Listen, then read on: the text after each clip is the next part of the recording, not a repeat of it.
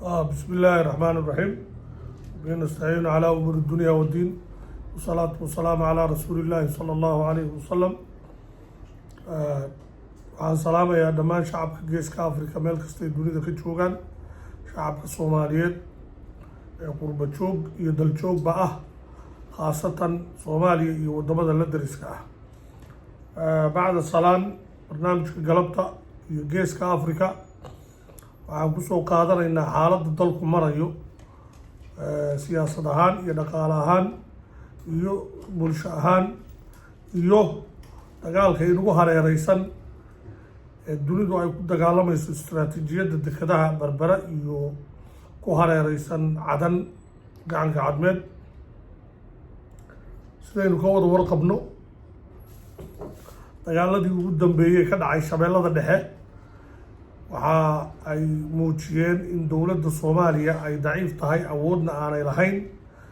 markii dowladnimadii uu noqotay hal nin oo diyaarad saaran oo aan dalka waqti ku qaadanin, markuu problem dhacabana dibadda u cararaya intuu gudaha ku qaadan lahaa waqtigiisa sidii inuu wasiirka arrimaha dibadda Soomaaliya yahay. waxaa sii dheer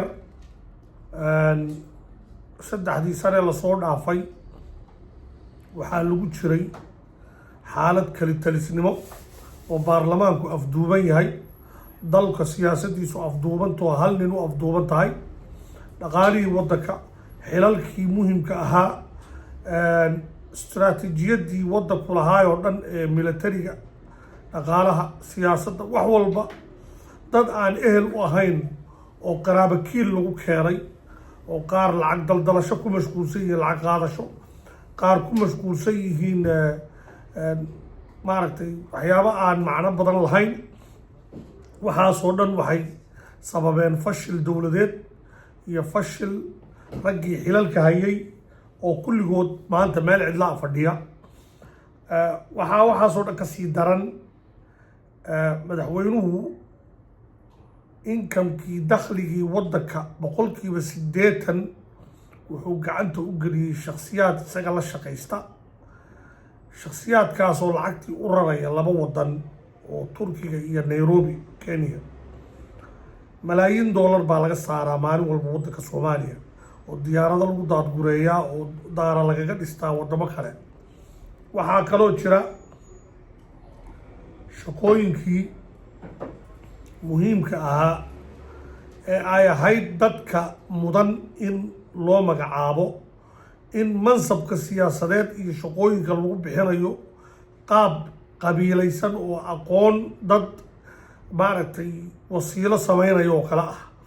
oo haddii iminka guddoomiyaha degmada gobolka Banaadir la magacaabayo ahna maayarka magaalada caasimadda, waxaa qaraabakiil looga dhigayaa inuu marka hore reerka madaxweynaha yahay, marka labaad waayo reerkaa keliya ma dikana dadkii kale inay jaaris helaan, marka labaad dad isaga ku dhow dad ay keeneen oo qabyaalad lagu keenay oo weliba qaab eex ah lagu keenay baa loo magacaabaa mar walba. waxaasoo dhan waxay keeneen waddanku inuu fashilmo oo ciidankii qaranka Soomaaliya lagu kala tagay, awooddii military ee la dhisayay ilaa iyo Carta in ay u wareegtay oo hubkii oo dhan ay gacanta u galeen al-shabaab.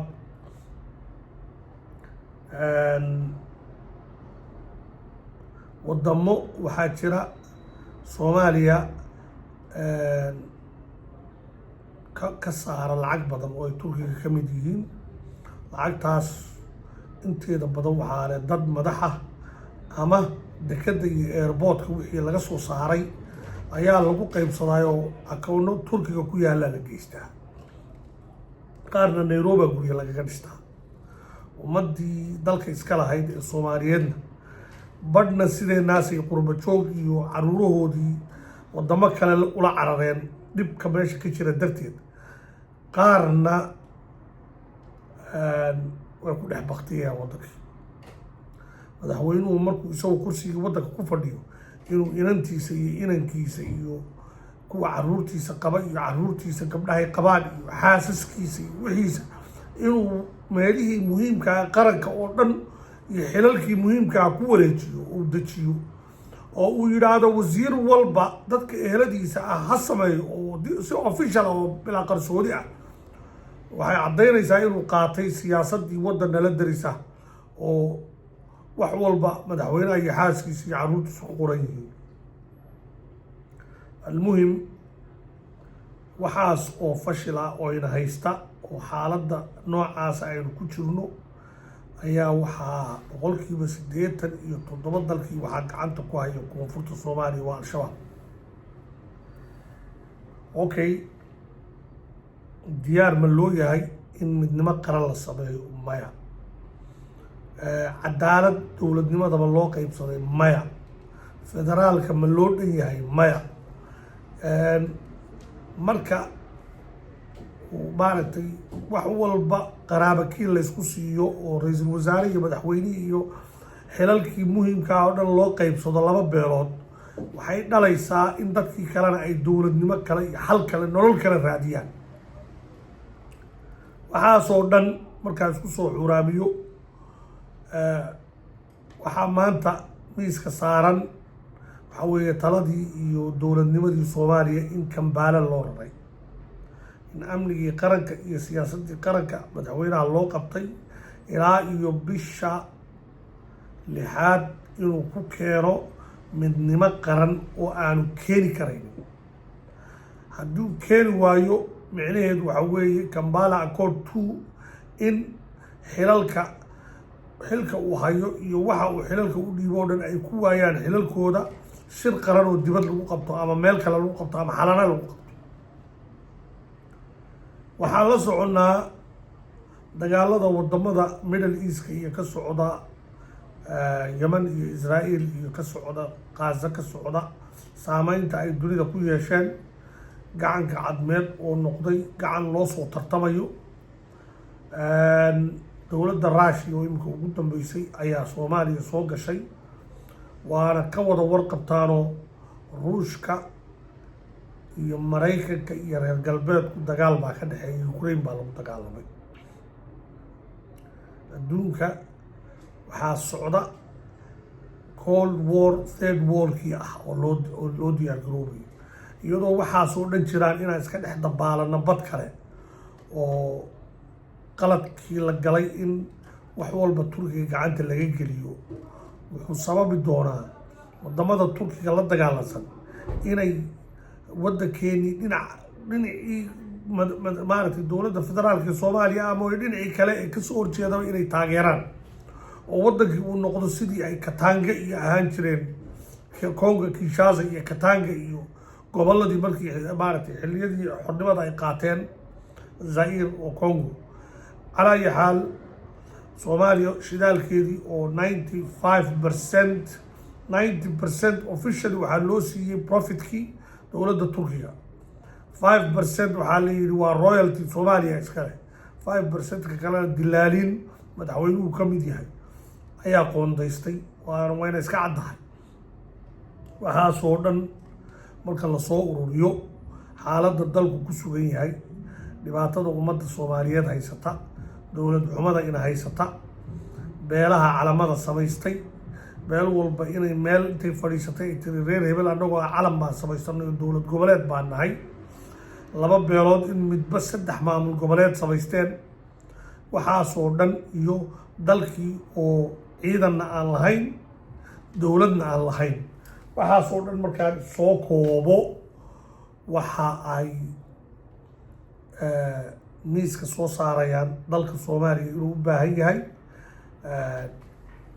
dad leaders ah oo hoggaan fiican oo aan dalka xadaynin, kuna mashquulsanayn qoysaskooda iyo eheladooda iyo qaraabadooda iyo candho wadaag in loo qaybiyo xilalka, oo dadka xidid kala ah xilal siinaynin. waxaa loo baahan yahay in ummadda la badbaadiyo, badbaado qaran oo saxa maanta loo baahan yahay. madaxweyne xasan sheekh maxamuud, gudoomiyaha baarlamaanka, ra-iisul wasaaraha, shirgudoonka saddexda shirgudoon ee baarlamaanka, shirgudoonka aqalka sare, xildhibaanada qaranka Soomaaliya wuxuu dhan waa fashilmeen. xildhibaanadu haba ugu sii daraadeen weliba, sababtoo ah waxa maanta fashilka ah 95% shidaalkii Soomaaliya laga soo saaray gacanta u geliyey waddan shisheeye iyadoo caruurteennii gaajaysan yihiin oo dalkeennii aan waxba haysan. nimanka iyagoon akhrinin iska ansixiyey oo ka doodin oo ka buuqin oo aan sharciga oo dib u celinin. fashilka koowaad horta waa xildhibaanada, ka labaad waa guddoonka aqalka sare. waxaa dee maanta musuq maasuq waddan ka socda ee hanti la dhacayo Nairobi guryaha lagaga dhisanayo hantidii ummadda Soomaaliyeed, waxaasoo dhanna madaxweynaha kaaba ka ah, isagaa number 1 ah. calaa ayi xaal waxaan kusoo gabagabaynayaa qodobkan dalku inuu u baahan yahay madax fiican iyo in la badbaadiyo dalka. qodobka ugu dambeeya kusoo afxidhaya waxaa weeye maamul goboleedyada Soomaaliya ka jira looma dhama. qabyaalad baa Soomaaliya ka socota, qabyaaladii baa waxaa loo sameeyey shaad maamul goboleed. booskii hogaamiye kooxeedyaday ku jiraan hadda nimanka madaxda ka ah maamul goboleedyada. nin walba qabiilkiisii reerkiisii baa ku hareeraysan. inta yaree dhaqaalaha soo gasha meeshaas isagu maa keligiisa iyo caruurtiisa iyo reerkiisa iyo faamiligiisa iyo inta isaga la shaqaysta. waa siduu xasan u dhaqmay. xasan baa maamul goboleed ka mida maamul goboleedyadu imika isaga madax u yahay. qaab qaran iyo ummadda xoolaheedii iyo dadnimadeedii iyo waxeedii iyo sharafteedii iyo karaamadeedii oo dhan muu qiimeynin. annaga nama qiimeynin. dadka Soomaaliyeed ee ku nool Soomaaliya gudaheeda 30 milyana ee bilaa camalka amuu qiimeynin, ee noloshoodu ay dhulka taalo. waxaasoo dhan waxay caddaynayaan federaalkiina inuu fashilmay, dowladnimadii Soomaaliyeedna fashilantay, loona baahan yahay xal ummadda Soomaaliyeed oo dhan lagu badbaadinayo. waxaan ugu baaqayaa dhammaan shacabka Soomaaliyeed meel kastay joogaan, haddii wax la wada yeelan waayo waxay noqonaysaa in wax la kala yeesho. haddii dowladnimada Soomaali wada yeelan waayo oo xilalka qaranka loo sinaan waayo oo maamulada dalka dhulka waa la wada degan yahay ee maamulada loo sinaan waayo, waxay taasi dhali doontaa in la kala tashado oo cid walba ay deegaankeeda maamul iyo dowladnimo iyo qarannimo ka samaysato. taasna waxay sabab u noqon doontaa in lagu kala tago dalkan Soomaaliya. waxaan ka digayaa marka dadka beelaha xasan sheekh iyo ay ka dhasheen ra-iisul wasaaraha beeshiisa guud ahaan baan ka hadlayaa. waxaan uga digayaa xaqdarrada ka socota Soomaaliya ee qabyaaladda shaadhka maamul goboleedka xidhan inaan la taageerin. weliba khaasatan kiiska ugu dambeeya iminka waxa weye waa khaatumo, inaan qabyaalad lagu taageerin. khaatumo haddii qabyaalad lagu taageero waxaa iman doonta in qolo walba oo Soomaaliyeed ay maamul goboleed deegaankeeda kaga dhawaaqdo. taasina waxay keeni doontaa inta hadda jirta in 10 maamul goboleed ka soo baxaan. gabagabadii waxaan leeyahay xoolaha ummadda Soomaaliyeed ninkii cuna xanuun buu ka qaadaa, iyadii buuna isku daweeyaa. raggii canshuurta Soomaaliya xadi jiray ee dowladnimada lacagteeda xaday oo dhan iyagoo wada buko oo sariir saaran baa lacagtii ay ummadda ka xadeen cisbitaallo ku jiifeen 10 sano. wax faa'iidaa oo laga qaadayo ma jirto. ummaddaas dhulka taalla ee baahan xoolaheeda in la xado. war nin madaxweyne ah iyo nin xil hoose haya ceeb maaha inaad bilaa hanti tahay, laakiin waxaa ceeb ah oo aakhira seegna ah inaad ummadda xoolaheedii intaad dhacdo aad ninka waddanka ugu taajirsan noqoto ama aad daaro ka dhisato magaalada Muqdisho iyadoo dadkii iska lahaa xoolahan ay suuqa maarta bakti ugu xalaaliyo caruur waxay siistaan ayna haysan. taasaa ceeb ah. war ilaahay ha loo noqdo, dalka ha la badbaadiyo, ummadda xoolaheedana faraha lagala baxo. asalaamu calaykum waraxmatullaahi wabarakaatu.